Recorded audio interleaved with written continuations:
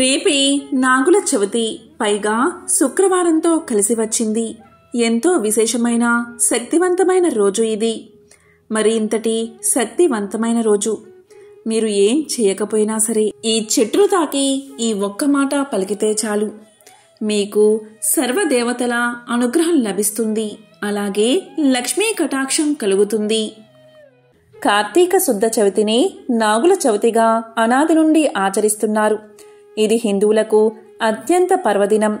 ఇలాంటి దివ్యమైన రోజు మీరు ఏమీ చేయకపోయినా పర్వాలేదు. పొరపాటున కూడా మీ ఇంట్లో ఈ పనులు అస్సలు చేయకండి. అలా చేస్తే సర్పదేవతల కోపానికి గురి కావాల్సి వస్తుంది. మీ ఇంట్లో పరమ దరిద్రం కలుగుతుంది. కాబట్టి ఏం చేయకూడదో తెలుసుకుని జాగ్రత్త పడండి. నాగుల చవితి ఎంతో పవిత్రమైన మహిమాన్వితమైన రోజు. ఇది ఈ సంవత్సరం అంటే 2023వ సంవత్సరం శుక్రవారంతో కలిసి వచ్చింది. శివుడి మెడలో ఆభరణంగా ఉండే నాగేంద్రుణ్ణి పూజించడం హిందువుల ఆచారం. హిందువులు కార్తీక మాసంలో కార్తీక శుద్ధ చవితిని నాగుల చవితి పండుగగా జరుపుకుంటారు. అదేవిధంగా కార్తీక శుద్ధ పంచమి రోజు కూడా నాగ పంచమిని జరుపుకుంటారు. ఈ 2 రోజులు భక్తి శ్రద్ధలతో నాగేంద్రుణ్ణి పూజిస్తారు.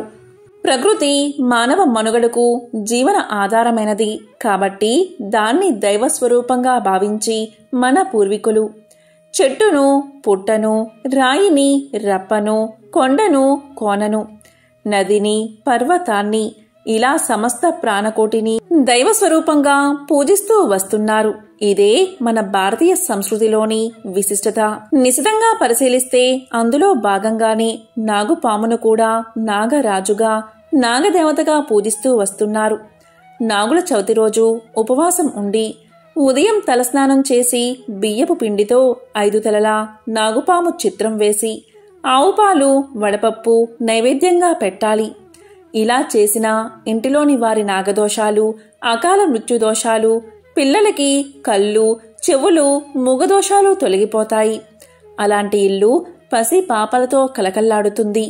ఈరోజు ఆడవారు, పిల్లలు, కన్నె పిల్లలు పుట్ట వద్దకు వచ్చి అలంకరణ చేసి వస్త్రాలు సమర్పించి పూజలు చేస్తే చాలా మంచిది. నాగుల చవితి రోజు ఆవుపాలు పుట్టలో పోసి నాగ పూజ చేసి చలివిడి, చిమ్మిలి, అరటిపళ్ళు, తేగలు మున్నగునవి నివేదన చేస్తే సకల శుభాలు కలుగుతాయి. అలాంటి వారు కలకాలం సౌభాగ్యంతో జీవిస్తారు. ఈరోజు ఎవరైతే ఓం నాగరాజాయ నమః, ఓం నాగరాజాయ నమః అనే మంత్రాన్ని 108 సార్లు జపిస్తారు వారి కోరికలన్నీ నెరవేరతాయి. నాగదోషం తొలగిపోతుంది. పాములు అంతర్భాగంలో జీవిస్తూ భూసారాన్ని కాపాడే ప్రాణులుగా, సమస్త జీవకోటికి నీటిని ప్రసాదించే దేవతలుగా మన పూర్వీకులు భావించేవారు. పాములు పంటలను నాశనం చేసే క్రిమి కీటకాదులను తింటూ పరోక్షంగా రైతుకు పంట నష్టం కలగకుండా చేస్తాయి.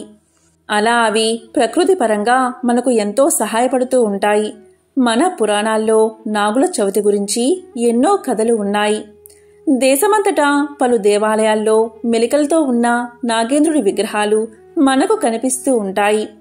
ఈ నాగుల చవితి రోజు నాగేంద్రుణ్ణి శివభావంతో అర్చిస్తే సర్వరోగాలు తొలగిపోయి సౌభాగ్యవంతులవుతారని భారతీయుల నమ్మకం.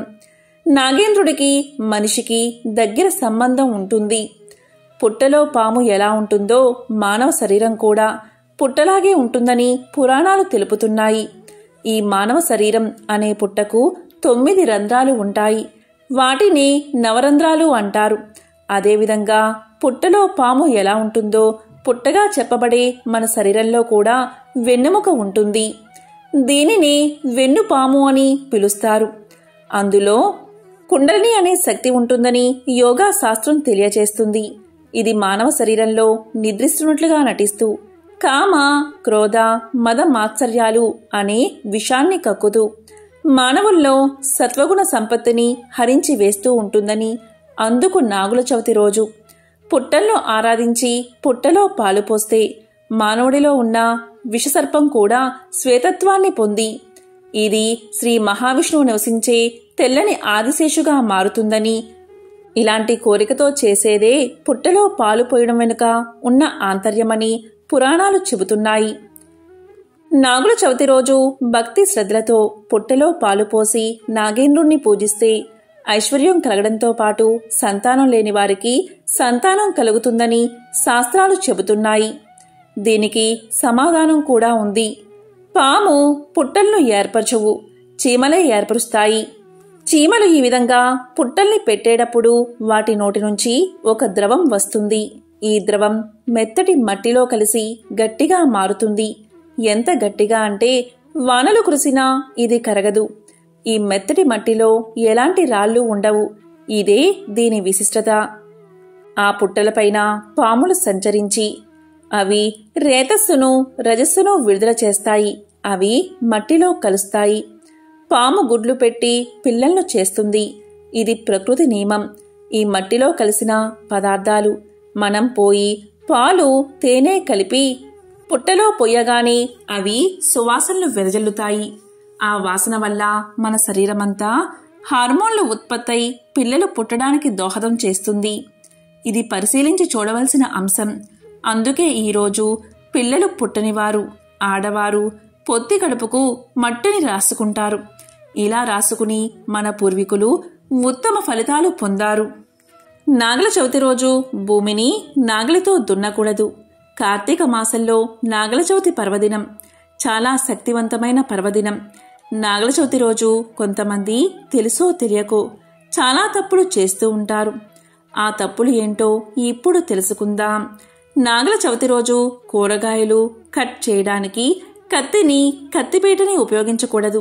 తెలిసి కానీ తెలియక కానీ కూరగాయలు కట్ చేయడానికి ఎటువంటి పరిస్థితుల్లో కూడా కత్తిని గాని కత్తిపీటని కానీ ఉపయోగించకూడదు. ఇలా చేస్తే సర్పదేవతలకు కోపం వస్తుంది. అలాగే నాగుల చవితి రోజు ఎలాంటి పనిముట్లు ఉపయోగించకూడదు. పనిముట్లు ఉపయోగించినా కూడా సర్పదేవతలకు కోపం వస్తుంది. అలాగే నాగుల చవితి రోజు ఎట్టి పరిస్థితుల్లో కూడా ఆహార పదార్థాలు తినకూడదు. అలా తిన్నా కూడా సర్పదేవతలకు ఆగ్రహం వస్తుంది. నాగల చవితి రోజు అష్టదరిద్రాలు తొలగిపోవాలి అంటే, అష్ట ఐశ్వర్యాలు కలగాలి అంటే నాగల చవితి రోజు పుట్ట దగ్గర ఒక ప్రత్యేకమైన విధి విధానాన్ని పాటించాలి. పుట్ట దగ్గర బియ్యం పిండితో ముగ్గు వేయాలి. అంటే వరిపిండితో ముగ్గు వేయాలి. ముగ్గు మీద పసుపు కుంకుమ చల్లాలి. ఆ తర్వాత పుట్టలో పాలు పోసి చిన్న చిన్న వెండి రేకులు 20 రూపాయలకు అమ్ముతారు. వాటిని పుట్టకాళ్ళు అంటారు. బంగారు షాపులో ఈ పుట్టకళ్ళు అమ్ముతారు. వీటిని ఆ పుట్టలో వేయాలి. ఇలా చేస్తే మీ సంతానం నిండు నూరేళ్లు చల్లగా ఉంటుందని, ఆయురారోగ్యాలు అష్ట ఐశ్వర్యాలు కలుగుతాయని పురాణ వచనం. అలాగే నాగుల చవితి రోజు పుట్టలో నూకలు పొయ్యాలి. ఇలా చేస్తే దీర్ఘ ఆయుర్దాయం కలుగుతుంది. సంతానం అభివృద్ధిలోకి వస్తారు. ధన, కనక, వస్తు వాహన ప్రాప్తి కలుగుతుంది. అలాగే మీకు దగ్గరలో పుట్ట లేకపోతే దేవాలయంలో చెట్టు కింద నాగదేవతల విగ్రహాలు ఉంటాయి. ఆ నాగదేవతల విగ్రహాల దగ్గరకు వెళ్ళి ఆ విగ్రహాల మీద ఆవు పాలు పోయండి. ఆ విగ్రహాల మీద కొంచెం పసుపు కుంకుమ చల్లండి. ఆ విగ్రహాల తోకల దగ్గర ఒక జిల్లేడు ఆకు ఉంచి ఆ జిల్లేడు ఆకులో చిన్న బెల్లం ముక్క పెట్టి నైవేద్యం సమర్పించండి. అలాగే ఆ నాగదేవతల విగ్రహాల దగ్గర ప్రమిదలో నువ్వుల నూనె పోసి దీపాన్ని వెలిగించండి. ఇలా ఈరోజు చేస్తే అష్ట ఐశ్వర్యాలు, భోగ భాగ్యాలు కలుగుతాయి. సంతానం కలుగుతుంది. అన్ని దోషాలు తొలగిపోతాయి. నాగదోషాలు తొలగిపోతాయి. ఇక నాగుల చవితి పర్వదినం రోజు సాయంకాలం 6 నుంచి 7 గంటల మధ్య నాగేంద్రుడి యొక్క రూపాన్ని ఆరాధన చెయ్యండి. సాయంకాలం నాగేంద్రుడి 9 నామాలతో అర్చన చెయ్యాలని పురాణాలు చెబుతున్నాయి. అదే నవనాగ నామస్తోత్రం. అనంతం వాసుకిం శేషం పద్మనాభం చ కంబలం శంఖపాలం దార్తరాష్ట్రం తక్షకం కాళీయం తదా ఏతాని నవనామాని నాగానాంచ మహాత్మనా సాయంకాలే పటే నిత్యం ప్రాతఃకాలే విశేషతః తస్మై విషభయం నాస్తి సర్వత్రా విజయీ భవేత్. ఇది పఠిస్తే చాలు కాలసర్ప దోషాలు నివారణ అవుతాయి. ఈ విధంగా నవనాగస్తోత్రం పఠిస్తూ పూజను చేయాలి. ఈ సంవత్సరం అంటే 2023 సంవత్సరం నాగుల చవితి నవంబర్ 17వ తేదీ శుక్రవారం రోజు వచ్చింది. ఇక చవితి తిథి ఎప్పుడు మొదలైంది అంటే నవంబర్ 16 మధ్యాహ్నం 12:34 మొదలై నవంబర్ 17వ తేదీ ఉదయం 11:03 ముగుస్తుంది. నాగుల చవితిని ఉదయం సమయంలో చేసుకుంటే చాలా మంచిది. శుక్రవారంతో కలిసి వచ్చిన నాగుల చవితి పండుగ రోజు ఏ చెట్టును తాకాలి అంటే అదే వేప చెట్టు. వేప చెట్టు సాక్షాత్తు లక్ష్మీ స్వరూపం. వేప చెట్టు కనబడితే ఈ ఒక్క మాట అనండి చాలు, లక్ష్మీదేవి అనుగ్రహం మీకు తప్పకుండా కలుగుతుంది. భారతదేశంలో పూజలు అందుకుంటున్న అత్యుత్తమమైన చెట్టు వేప చెట్టు.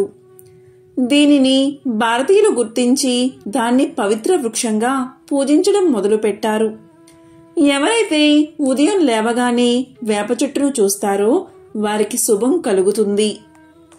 వేప చెట్టు ఎంతో పవిత్రమైనది. వైద్యంలో దీని పాత్ర గురించి చరకుడు అర్థశాస్త్రంలో వివరించాడు. ఆయుర్వేదంలో కూడా చరక సంహిత, సుశ్రుత సంహిత వంటి గ్రంథాలలో వేప చెట్టు గురించి అనేక రుజువులు ఉన్నాయి. వేప చెట్టుకు ఇటువంటి విశేష గుణాలు రావడానికి అమృతం ఆ చెట్టుపై పడినట్లు పురాణ వివరణ ఉంది. గరుత్మంతుడు తన తల్లి దాస విముక్తి కొరకు అమృతాన్ని తీసుకువెళ్తుండగా కొన్ని చుక్కలు చింది భూలోకంలోని వేప చెట్టు మీద పడగా అది శక్తివంతమైన మానవులకు మేలు చేసే వృక్షంగా మారిందని పురాణ కథ కూడా ఉంది. అదేవిధంగా దేవతల వైద్యుడైన ధన్వంతరి ప్రతిరూపమే వేప చెట్టు అంటారు. భూలోకంలో వేప చెట్టు నాటి పోషించిన వారికి స్వర్గలోకం ప్రాప్తిస్తుంది. అంతేకాదు, వరుసగా 3 వేప చెట్లు పెంచి పోషిస్తే సూర్యలోకం ప్రాప్తిస్తుంది అనే నమ్మకం కూడా ఉంది. రాక్షసులు సూర్యుణ్ణి వేటాడుతున్నప్పుడు సూర్యదేవుడికి ఆశ్రయాన్ని ఈ చెట్టే ఇచ్చింది కాబట్టి ఈ చెట్టును నాటితే సూర్యలోకానికి చేరుకుంటారు అనే నమ్మకం. ఒకసారి శివపార్వతులు ఏకాంతంగా ఉన్న సమయంలో అగ్నిదేవుడు అక్కడకు వచ్చాడట. దీంతో కోపగించిన పార్వతీదేవి మా ఏకాంతానికి భంగం కలిగించింది దేవతలే, కాబట్టి దేవతలంతా వృక్షాలుగా మారిపోండి అని శపించిందట. దీనితో దేవతలంతా వివిధ వృక్షాలుగా అవతరించారు. వారిలో శ్రీ మహావిష్ణువు రావి చెట్టుగా, ఆయన భార్య అయిన లక్ష్మీదేవి వేప చెట్టుగా మారారు. ఇది పురాణ కథ. అందుకే వేప చెట్టును లక్ష్మీదేవి స్వరూపమని భావిస్తారు. అందువల్లే లక్ష్మీ స్వరూపమైన వేప చెట్టును నాటి దానికి రావి చెట్టుకి వివాహం కూడా చేస్తారు. ఉత్తర భారతదేశంలో వేప చెట్టును నీమాలీదేవి అని పిలుస్తారు. అందుకే రావి చెట్టును పురుషుడిగా, వేప చెట్టును స్త్రీగా భావించి హిందువులు ఎక్కువగా పూజలు చేస్తారు, వివాహాలు చేస్తారు. ఇలా జంట వృక్షాలను పూజిస్తే దాంపత్య దోషాలు తొలగిపోతాయని, దాంపత్యం అన్యోన్యంగా ఉంటుందని శాస్త్రాలు కూడా చెప్తున్నాయి. ఎవరైతే వేప చెట్టును ముట్టుకుని నమస్కారం చేస్తారో అలాంటి వారికి లక్ష్మీదేవి అనుగ్రహం తప్పకుండా కలుగుతుంది. హిందూ సనాతన ధర్మంలో వేప వృక్షానికి ఉన్న ప్రాధాన్యత అత్యంత విశేషమైనది. ఎవరైతే పగటిపూట వేప చెట్టు నీడలో విశ్రమిస్తారో అలాంటి వారు ఆరోగ్యవంతులుగా ఎక్కువ కాలం జీవిస్తారని ప్రాచీన ఆయుర్వేద గ్రంథంలో చరకుడు తెలియచేశాడు. సాక్షాత్తు లక్ష్మీ స్వరూపం. కాబట్టి ఎవరైతే వేప చెట్టును చూసి నమస్కారం చేసి ఈ ఒక్క మాటను అనుకుంటారో అలాంటి వారికి లక్ష్మీ అనుగ్రహం తప్పకుండా కలుగుతుంది. ఆ మాట ఏంటి అంటే ఓం లక్ష్మీ నారాయణాయ నమః అనే మాటను 3 సార్లు అనుకుంటే చాలు.